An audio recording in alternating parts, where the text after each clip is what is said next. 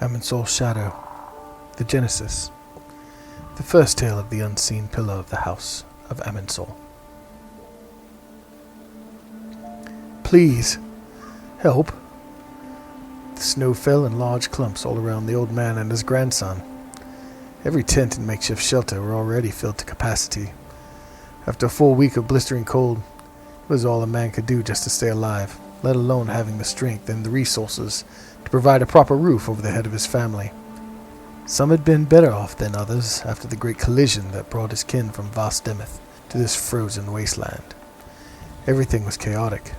The struggle for food and cover, the searching for what family may have made it from the homeland, the lack of governance in the wake of the madness. Even the weather itself had set its mind to bring suffering to the new tenants of what would later be discovered as Terminus, the new earth and home of the humans. For Coursera's sake, I have a boy.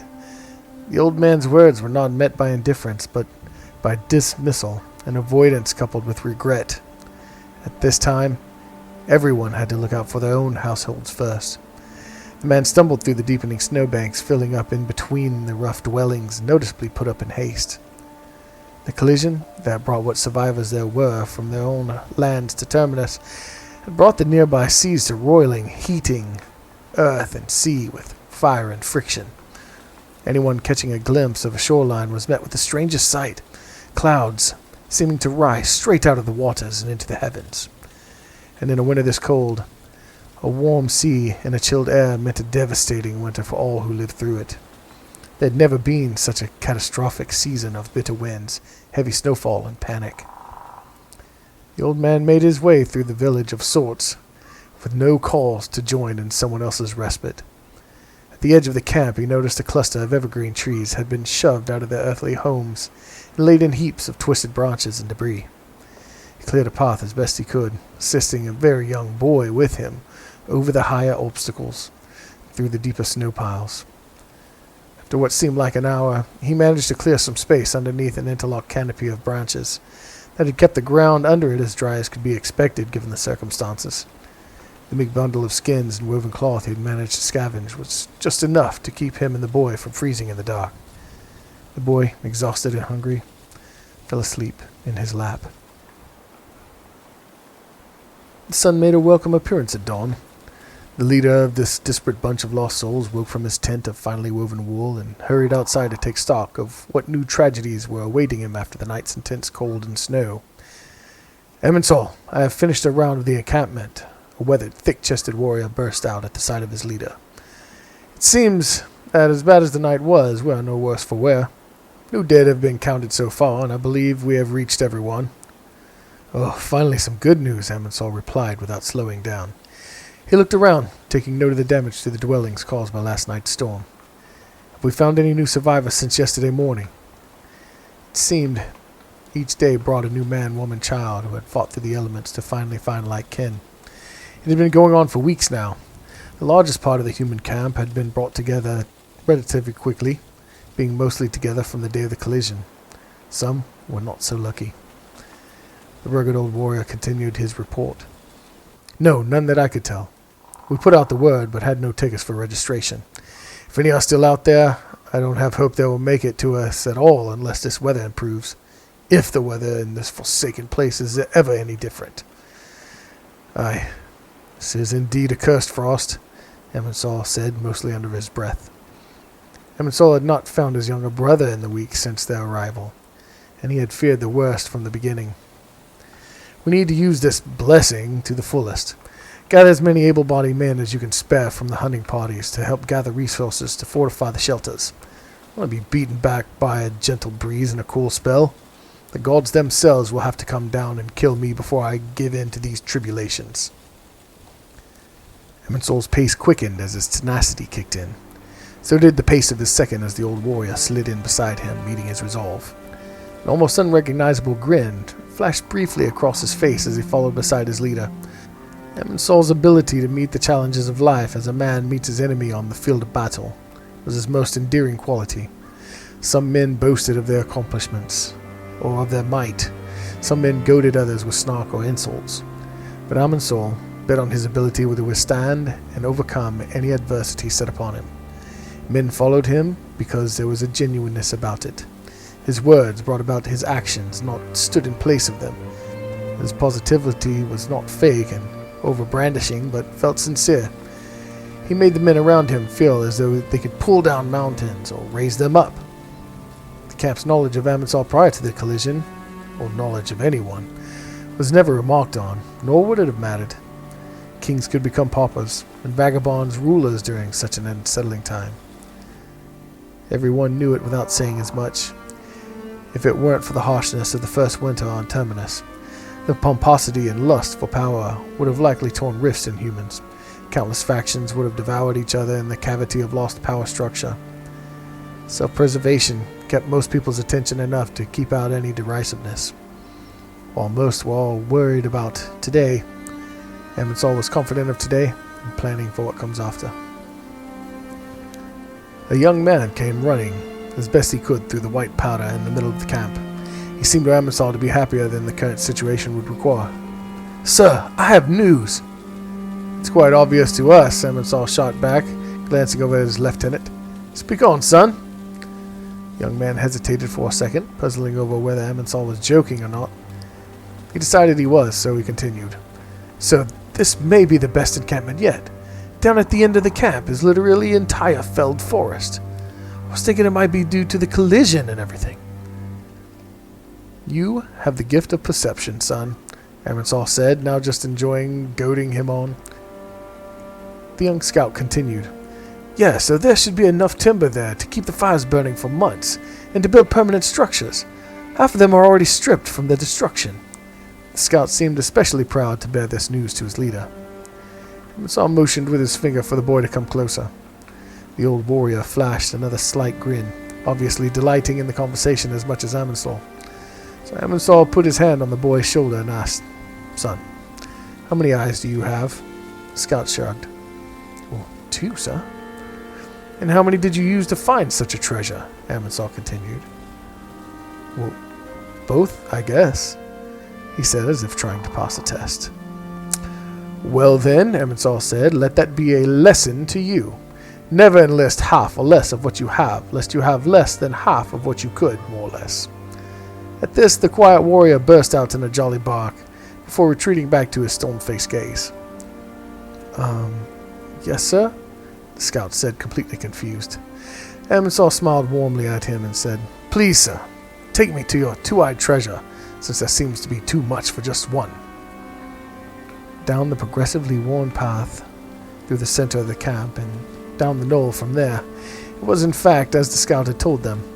Amensol sent the scout back up with his companion to begin gathering men for the harvest. As the men left his presence, Amensol began walking down the hill closer to the nest of fallen trees. As he walked, a solitary beam of sunlight danced off of some object buried in the pile of arbor. Amensol climbed through and over the branches to unmask the treasure.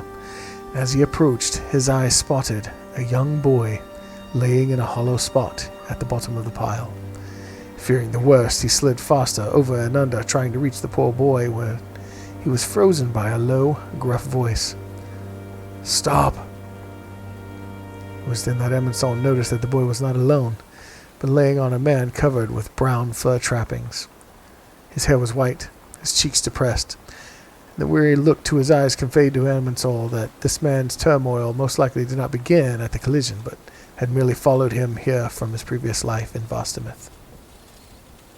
"Take no more steps," the man cried. His eyes peered into Amensol's. Then Amensol followed the old man's eyes slowly down and onto the leaf and snow-covered ground at the old man's feet.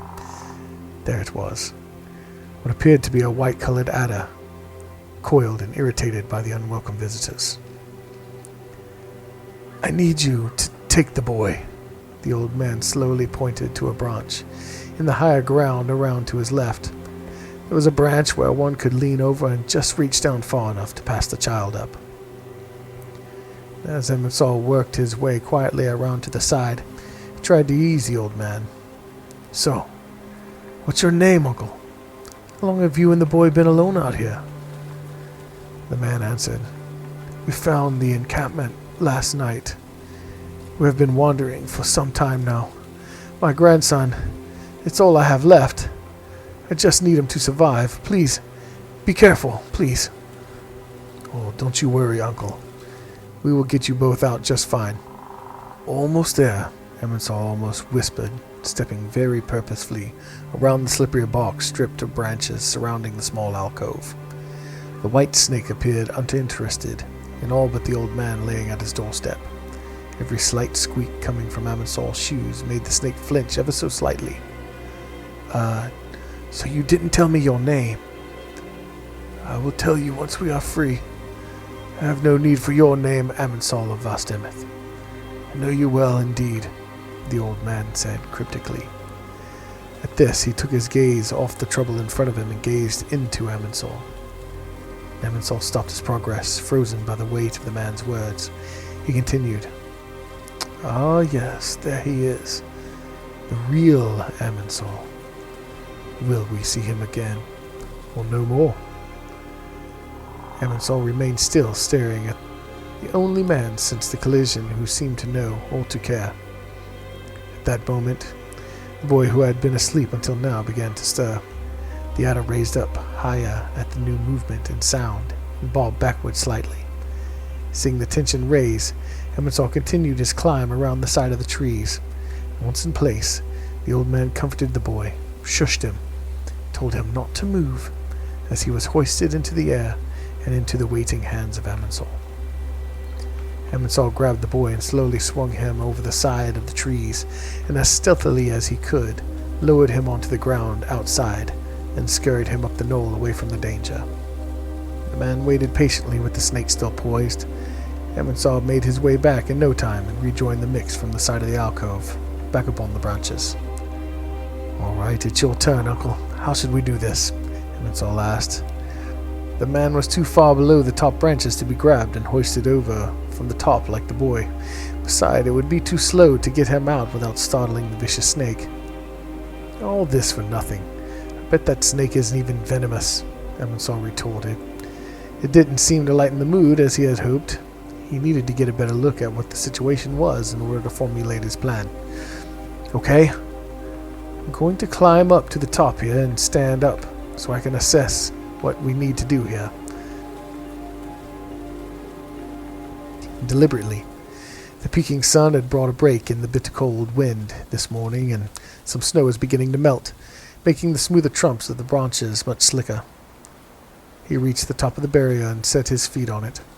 The top branch there was only about 6 feet off the ground, but the old man was sitting in a reclined position and could in no way reach Amensol's hand for sure if he was leaning over the side.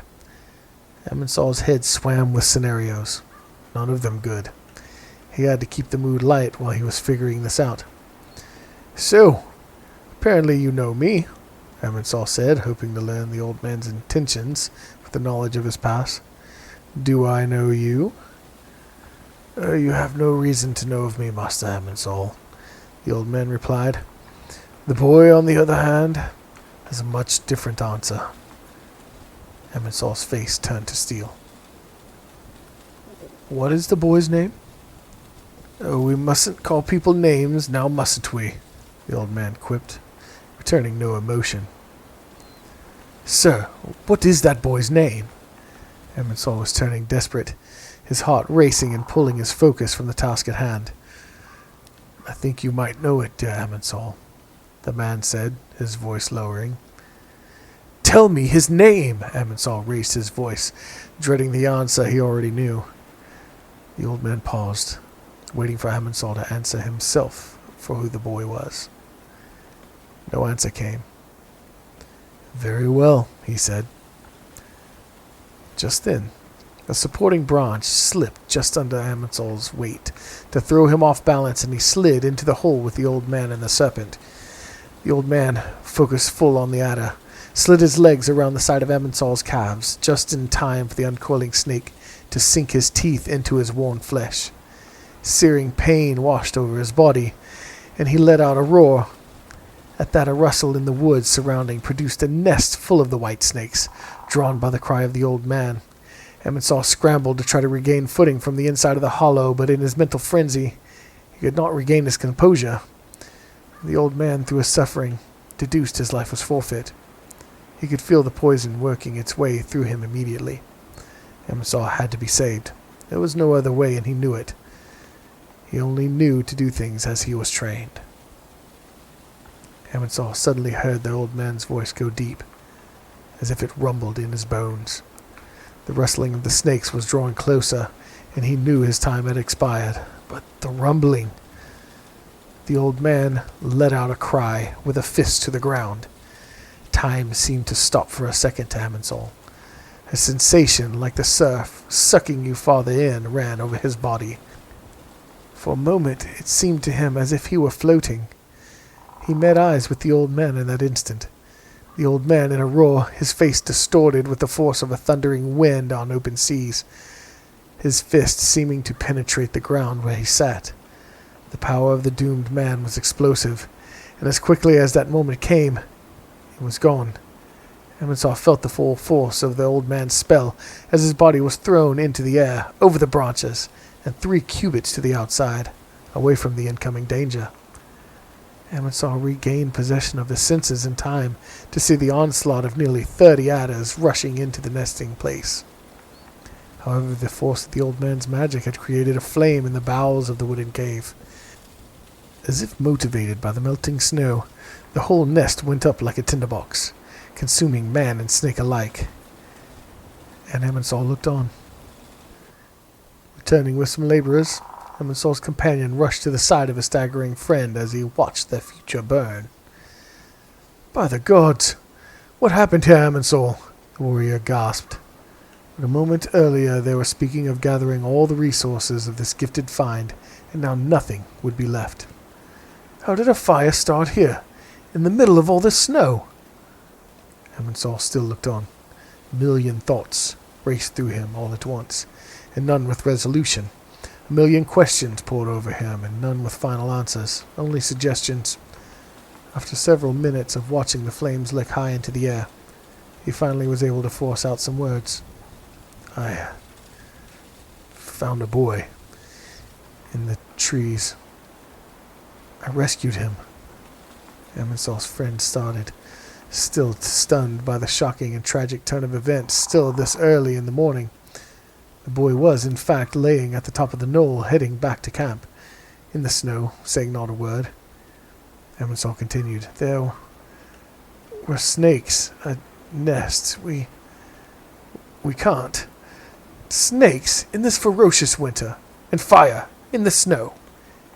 If I had not seen it with my own eyes, I'd have said you are mad for sure."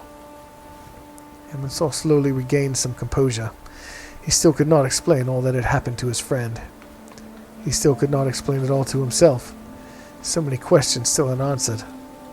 But the boy was the key. He had to quench his suspicion, but all in due time. Nobody else seemed to be asking any questions that pertained to their old lives, and for now that was necessary. Things needed to be done now, and he needed to bide time until he could get answers from the boy. "Yes," Amensol finally spoke up. "Snakes, flames, refugee children. It's a story that we'll have to wait for now. This has set us back." Amensol turned and faced toward the camp as his pace slowly gained until he was at least pretending to be as single-minded as he had been earlier that morning. "We can't stay here. It's too dangerous. The mountains at our doorstep are bringing nothing but misery. We should head west, try to find some better situation, and hopefully some other intelligent inhabitants in this cursed frost." And as he passed by the boy, still sitting in the snow where he had left him, he held out his hand for the young child to help him up, and the child took it.